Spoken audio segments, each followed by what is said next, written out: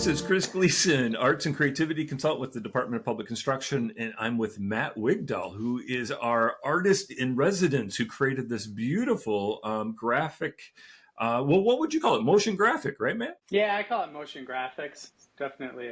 It's not necessarily story-based, so it's just kind of like motion to enhance an idea. Yeah. And year after year, this is our third year doing this, and there's one common thread through all 3 years, and that's you, sir. And That's an honor. Well, I mean, the work that you do is so fantastic, and it's unique. I mean, this skill set is unique, and this is another example of how you've kind of recreated yourself. I've seen now 3 completely different versions of this. Can you speak? Well, before we get into it, I'm just so excited. Tell folks who you are and what you do. All right, so yeah, I'm Matt Wigdahl. I live in Menominee, Wisconsin, and I teach at the University of Wisconsin-Eau Claire, which is a new gig for me. I'm going into my second year there as an assistant professor of art and design. But previous to that, I had taught elementary school for 25 years, the last, 15 of which were in Eau Claire and Menominee teaching 5th grades. So that's me. I now teach art and design at Eau Claire and do like graphic design courses. I'm actually this fall teaching a motion design course for the first time, so I'm really excited about that. Oh, that's awesome. Yeah. That's Yeah. awesome. Yeah. As the technology continues to evolve and change, how has that impacted not only your teaching, but, just like what you're doing for us? Yeah. It kind of just shifts the mindset in terms of teaching. It's like I guess I've never really taught as like I'm the expert and I'll stand in front of you and bestow my knowledge upon you. It's more like we got to explore this stuff together. It's shifting constantly. So when I opened up, so I made the motion for this project primarily in a program called Adobe After Effects. And so when I open that up again this fall, it will have expanded from what I even used this summer. They're constantly adding things and changing things. So I look to my students to kind of discover that stuff and explore it together and see what we can make do what. So yeah. And how much? Well, before we get into maybe specifics about the actual thing, can you give us an overview of what you were doing this year? That's a little different. Yeah. So I'll just walk you through my process and what I did. I mean, I read the poem several times, Nicholas's amazing poem, and just kind of like let it sink into my brain. Then I went through the poem and I just kind of highlighted sections that I thought evoked some kind of imagery to me. And at that point, I realized that and I got into some conversations with some people I was spending time with this summer and what does this mean to you? Or what imagery are you seeing in this? And through that kind of came to this realization that, everybody's seeing things. This is obvious, I guess, but everybody kind of reads a stanza of a poem and imagines something slightly different. And so I was like, this almost feels like an exercise in creating content for discussion. Every time I was looking at those, I was like, well, this is what pops into my head. And a lot of times I would just go with that. And then as I'm designing something or drawing something, I would start to think of other ideas that maybe would have been better or different or whatever, or worse. So that just kind of got me thinking about this idea of developing this for motion to enhance the poem, but then also perhaps offering that content as discussion starting off points. And so sorry, I'm getting a little bit ahead of myself. So each of those little sections that I thought evoked a specific type of image, I drew some kind of content to go with it in Adobe Illustrator, which is part of my process. I'll make all these layers. So I had line art and then the colors I would fill in and kind of keep that all separate in layers so that I can animate the different layers to do different things. Because I pull all that Illustrator content into After Effects. And that's where I can kind of keyframe out the animations. And so I built out these little sections. I read through the poem, kind of timed it out. I thought about a minute, right around a minute was about how long it took me to read the poem. So I started looking at these maybe 3 to 5 second chunks of ideas. And then that kind of like made sense kind of to go through the whole poem. But then I thought each of these little chunks is like a useful little animation. So I also, in addition to rendering them as video, I rendered them as GIF files, which is like a motion. You're probably familiar with kind of a moving image, which then anybody could use in other types of content, posting in social media or putting into a slide deck, which I then also kind of put together, breaking the poem into these ideas. Just because I thought that would just be kind of an interesting way to interact with it. Like, does this motion connect with your idea of the poem? Do you see something different? So it kind of just kind of expanded from there. I have the like full set of little animations going back to back, and then they also can present as their own specific little motion file. Yeah, and I love that you pronounced it GIF, not GIF. I mean, is that right? I mean, let's get down to it, finally. Is it GIF? When I moved to higher ed, I always said GIF, and when I moved to higher ed, it was like GIF exclusively, and I was like, okay, all right, I'll accept it. Yeah. Well, that's good. We got that out. Yeah, no, the extra files is fantastic because, like you said, you've set it up in a way where it's like, well, what do you think? And part of the process is interpretation. Right. Yeah, and I will say, like, in fact, that actually kind of freed me up a little bit.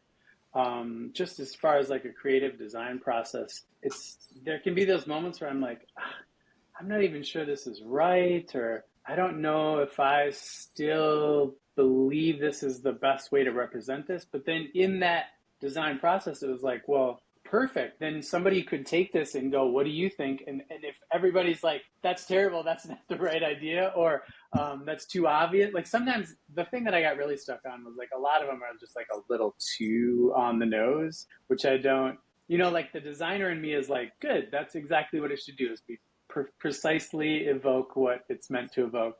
But the artist in me is like, I could have done something a little more something. So that kind of play back and forth, I thought, again, it just kind of reinforced this idea of like, yeah, let's debate it. Let's have people think that's wrong. That's great.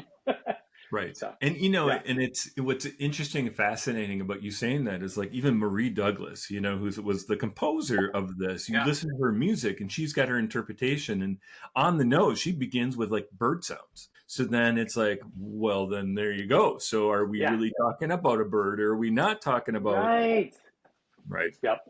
That's great. So it's great. And again, then you look at the painting by Scott Terry, not a bird, no bird. Yeah. And instead, he's talking about layers, and he did some new techniques to kind of talk about the connection and seeing layers of humanity. And I mean, like, it really proves a really interesting point, which is like, we all come at a work, even in poetry, especially, and say, what does this mean? What does it mean to me? So how much of like yourself do you get to bring forward?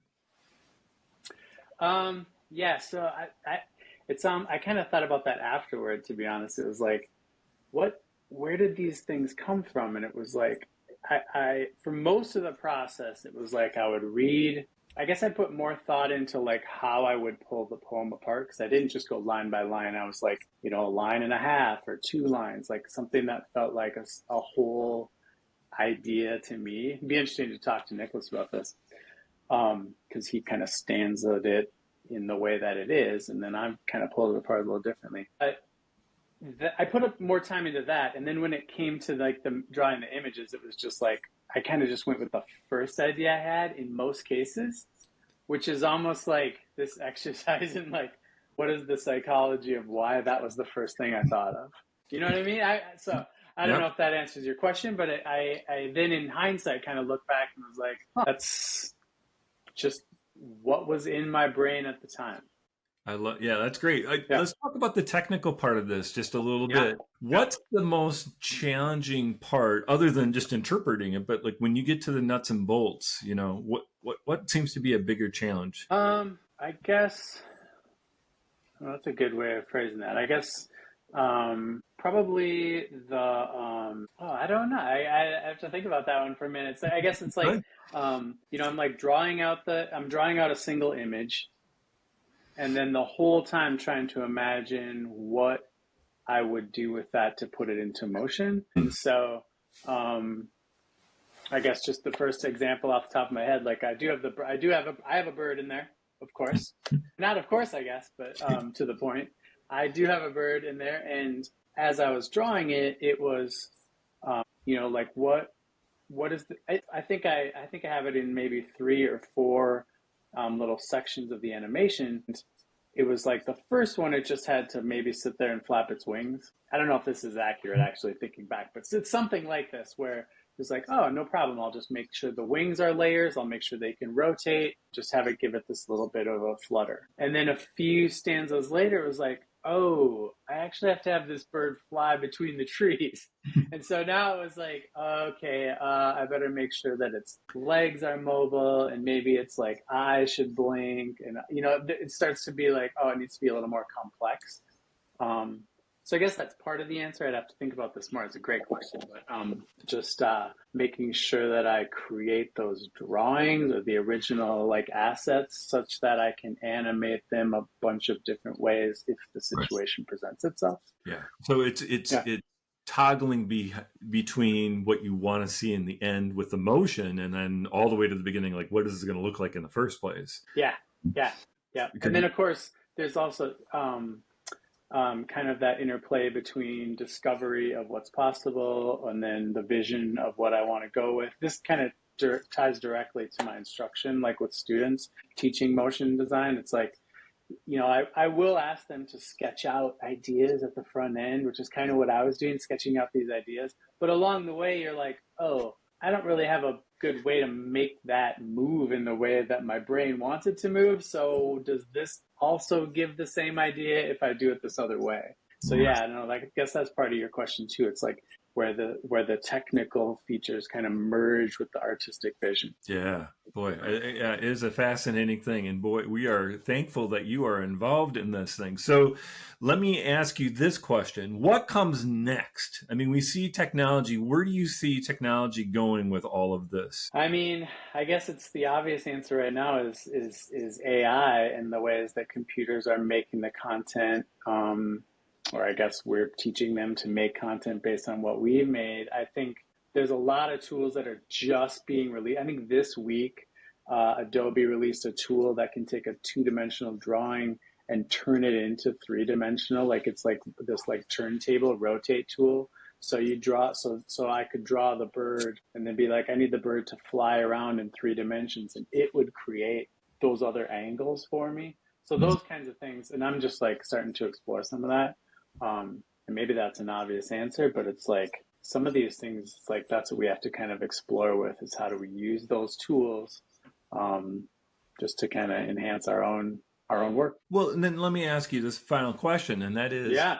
if technology is advancing at this rate and this pace, and it can do a lot of things that we used to have to labor to do, what is the relevance? Why are we still essential in this piece of this?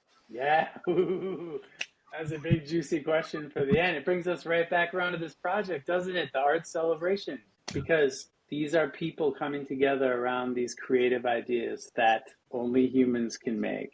I mean, this is somebody's poem from a human brain trying to evoke complicated ideas through metaphor and imagery, and then all of us are taking that and expanding upon it in our unique human ways, using all these tools available to us. So, yeah, I think at the heart of it is the ways that only humans can access, the ways that those feelings and emotions and experiences can be expressed through these art forms. And connected. Yes. Look at that. We got it.